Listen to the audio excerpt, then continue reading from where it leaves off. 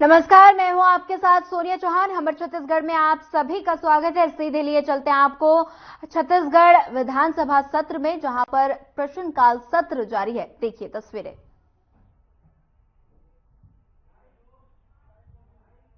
का कोई योजना आपके पास है?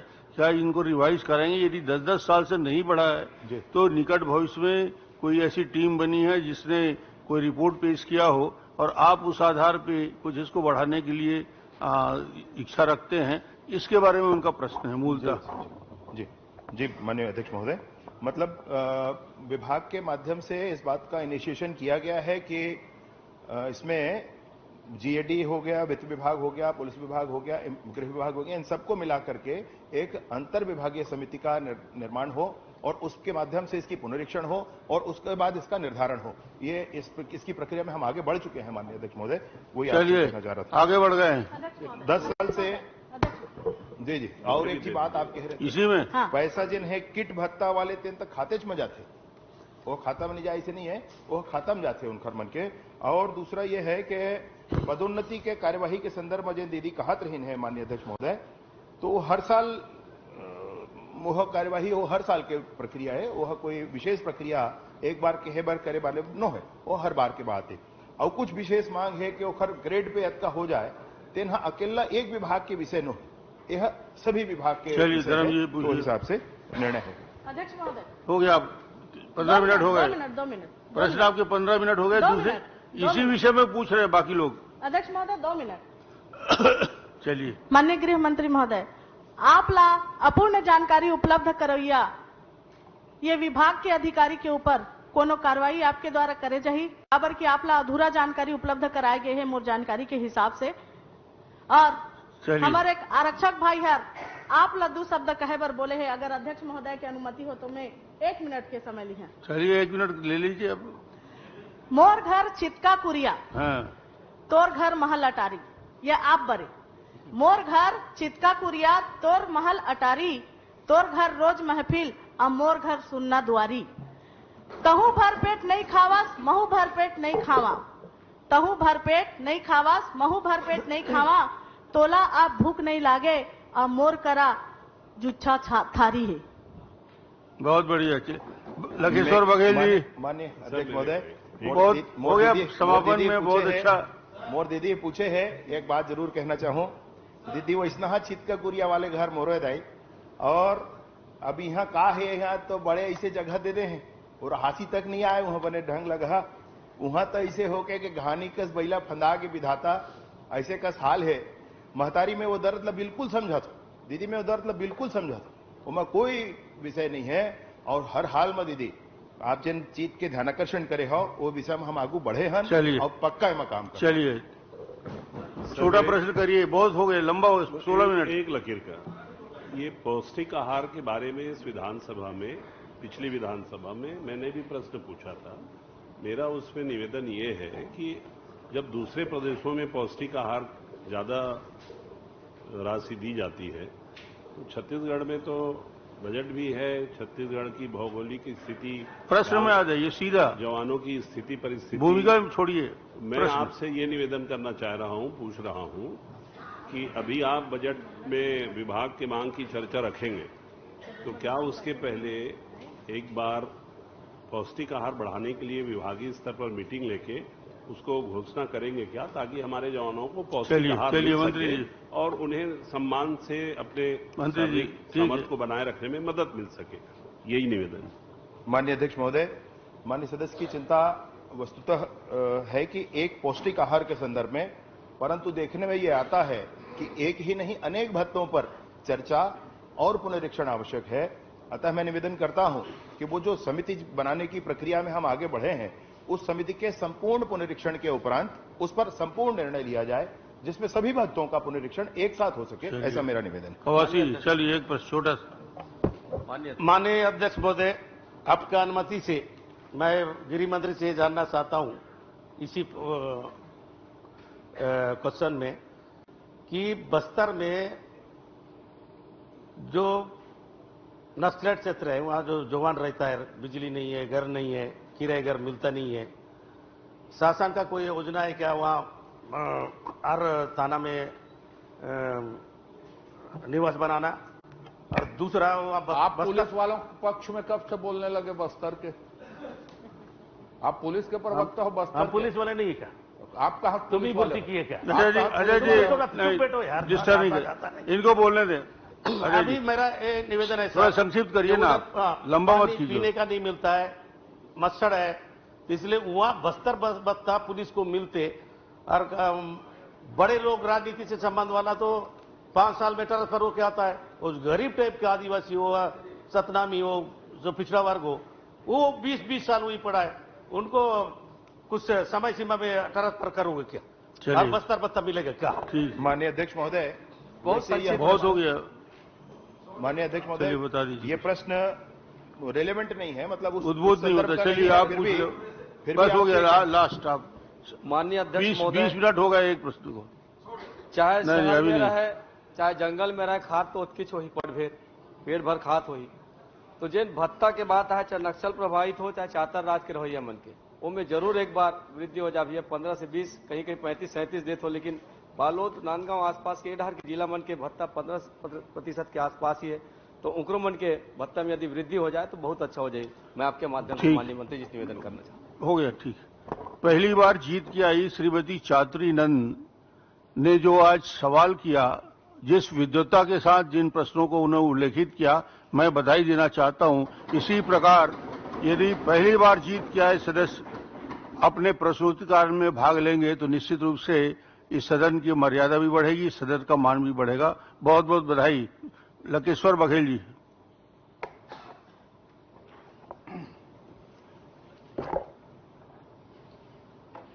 अध्यक्ष महोदय,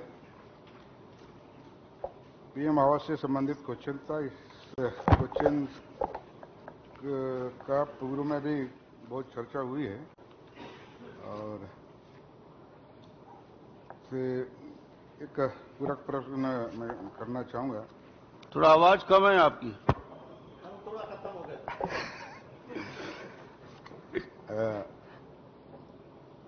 ये आपने प्रश्न ख के उत्तर में दिया है कि इस आवास आवंटन के विरुद्ध में कोई भी आवास नहीं है, निरंक बताई गई है आपके। मंत्री महोदय, आपको विभाग गलत जानकारी दी है। हम लोग फील्ड में रहते हैं, कौन सा आवास अधूरा है, कौन सा क्या है। बहुत से आवास, इंदिरा आवास, पीएम आवास अधूरा है, इसको थोड़ा दिखवा लेंगे। साथ साथ एक पूरक क्वेश्चन करना चाहूंगा। प्रधानमंत्री आवास के प्रथम किस्त आप कितना देते हैं? नगद राशि और मनरेगा में कितने कितने देते हैं, थोड़ा बताने कष्ट। चलिए मंत्री जी। माननीय अध्यक्ष महोदय, ये जो जानकारी मैंने योजनांतर्गत स्वीकृत आवासों के विरुद्ध पर्याप्त आवंटन प्राप्त है, यह स्पष्ट लिखा हुआ है। इसमें माननीय सदस्य महोदय ने जो पूछा था वो ये है कि बस्तर संभागांतर्गत विकास खंडों में कितने ऐसे मकान हैं जो स्वीकृति उपरांत आवंटन के अभाव में अधूरे हैं। आवंटन के अभाव में अधूरे नहीं, उनका अधूरा रहने का विभिन्न कारण है। उनके अधूरे रहने के विभिन्न कारणों में से ये कारण है वो नहीं कर पा रहे हैं, कोई दूसरी समस्या उनके साथ है, अनेक बातों के कारण वो अधूरे हैं, परंतु आवंटन के आधार में कोई अधूरे नहीं है। इसमें प्रधानमंत्री आवास में 60% केंद्र सरकार के माध्यम से और 40% राज्य सरकार के माध्यम से दिया जाता है। पहला किस्त 60% जो केंद्र सरकार का होता है उसका 30%, फिर राज्य सरकार का 40% का 20%, फिर केंद्र का 30% और फिर राज्य का 20%। इस तरीके से 100% राशि हितग्राहियों को दी जाती है।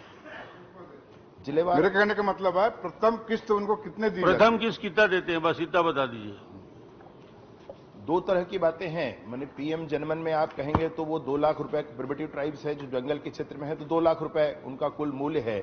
उसके आधार पर 60 और 40 के हिसाब में आप कहेंगे तो राशि अलग आएगी।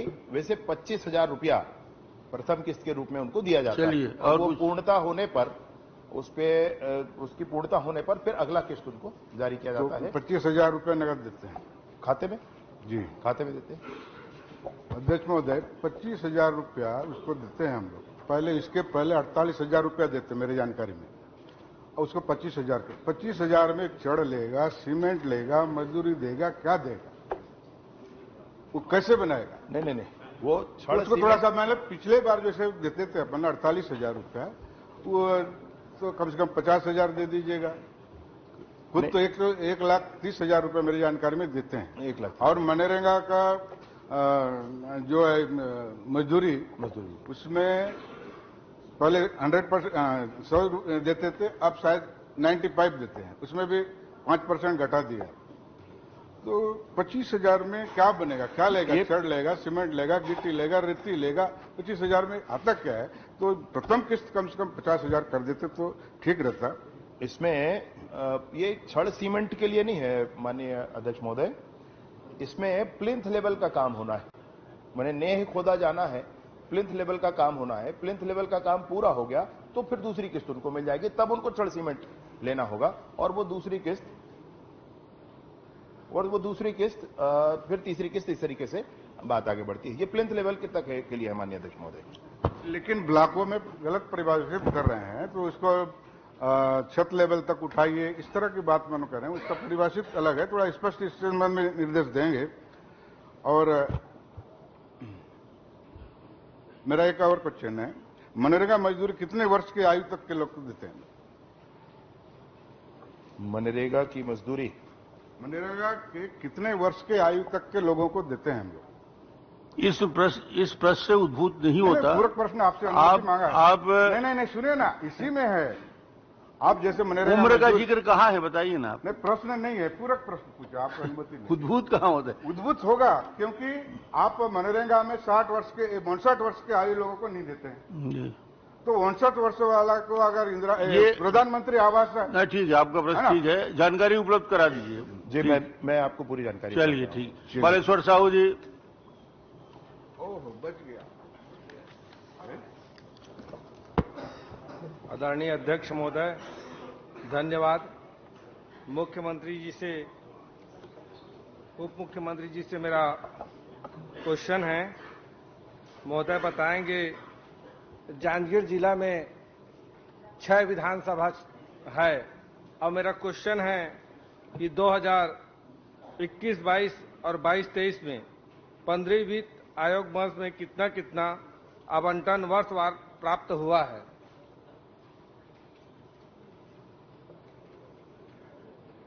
उप मुख्यमंत्री जी,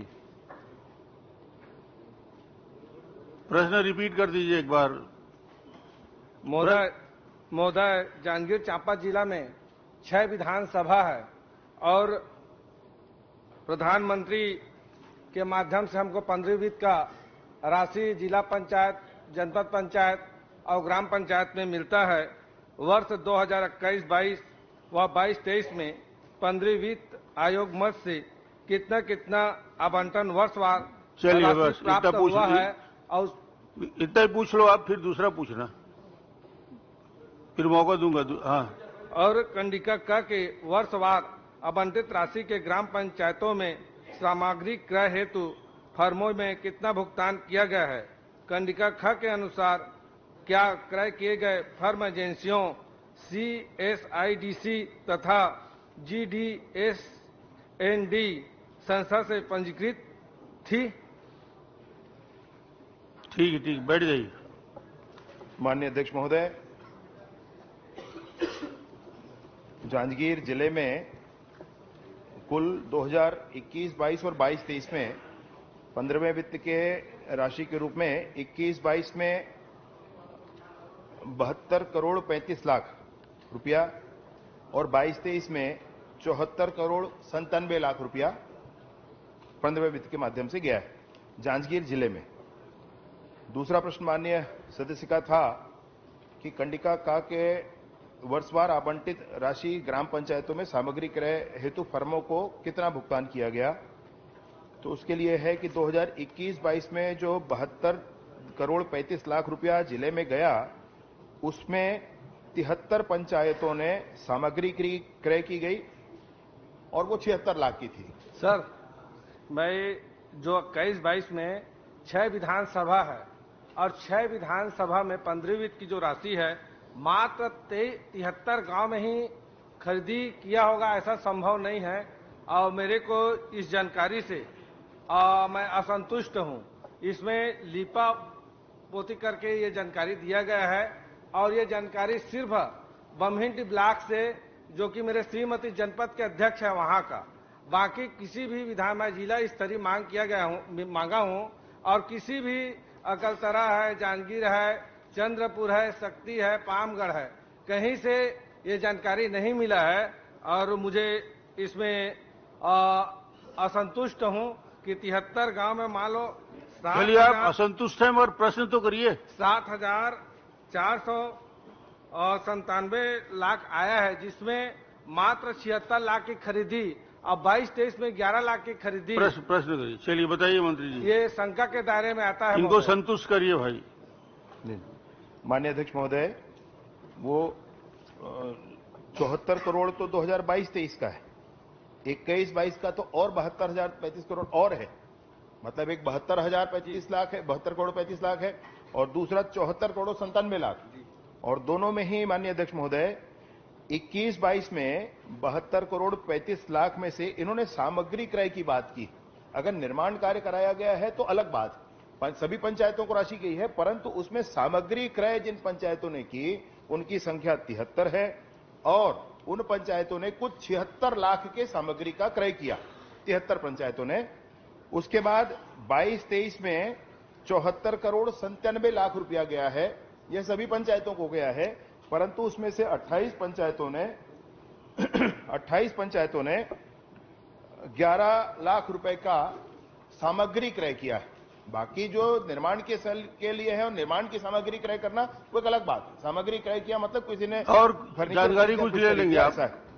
नहीं महोदय, इसमें फर्म जो एजेंसी है उसके लिए एक CSIDC और GDSND से वो अलग से एक पंजीकृत रहता है और मुझे नहीं लगता कि वो जिस संस्था से क्रय किया गया है वो संस्था से ये फर्म पंजीकृत है। जी चलिए। माननीय सदस्य का ये कहना माननीय अध्यक्ष महोदय बिल्कुल सच है कि जिन फर्मों से खरीदी की गई है वो CSIDC से उनका रेट कॉन्ट्रैक्ट नहीं था और DGSND से भी रेट कॉन्ट्रैक्ट नहीं था। परंतु एक विषय है माननीय अध्यक्ष महोदय कि 2013 क्रय नियम जो है पंचायतों के लिए, उसमें इसकी अनिवार्यता भी नहीं है।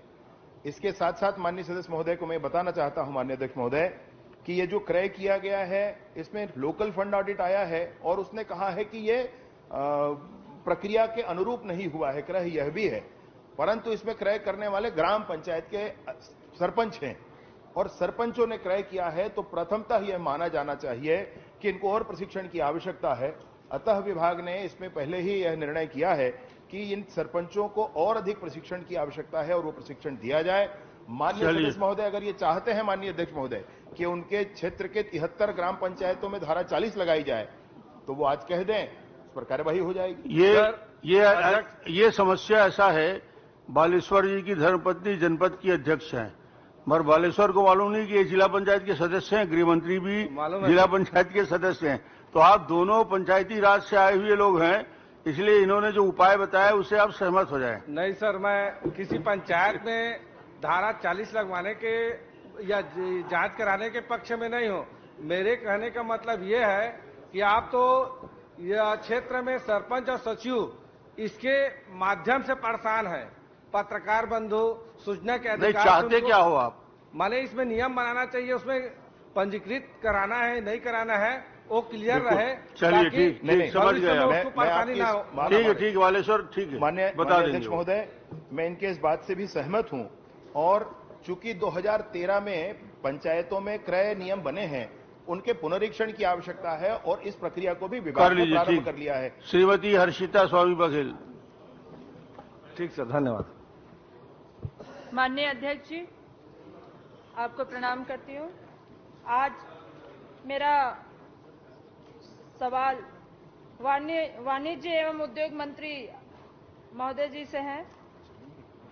उन्होंने अपने सवाल का जवाब दिया है यहाँ पे, जिसमें 3 योजनाओं की बात कही है। मैं इसके मौजूदा श्रमिक महिलाओं की बात कही है मैंने, श्रमिक महिलाओं की बात कही है मैंने।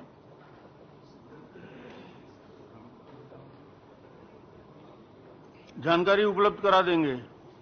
ठीक है, जानकारी आपको दे देंगे पूरा। और कोई प्रश्न आपका? आप इसमें बताए नहीं, एक मिनट। आप पूछिए, आप पूछिए। आपने कहा कि आपके बजट में है, तो आपने यहाँ पे घोषणा करते हैं कि कितनी राशि आप लोगों के द्वारा श्रमिक महिलाओं को दी जाएगी, जो प्रसूति महिलाएं? वो जानकारी उपलब्ध करा देंगे बोल रहे हैं। 20,000 रुपये देने का रहता है, पूरा उनको दे देंगे। ठीक है, बढ़िया। रोहित साहू जी।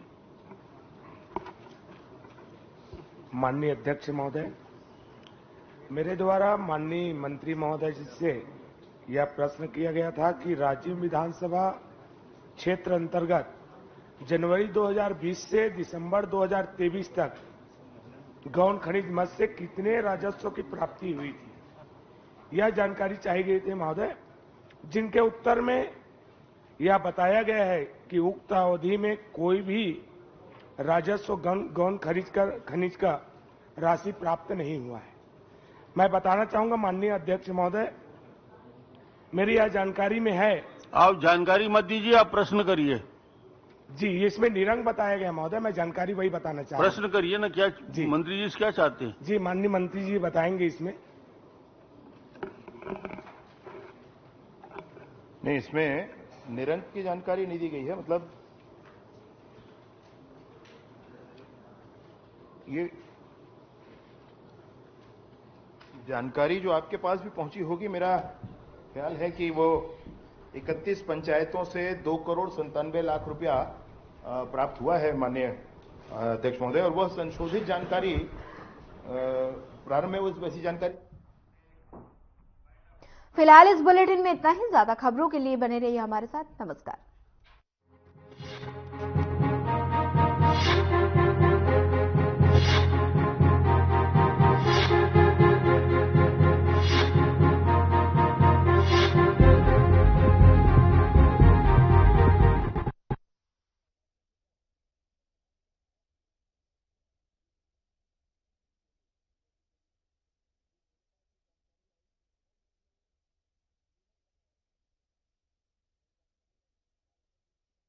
Hey, look, I can download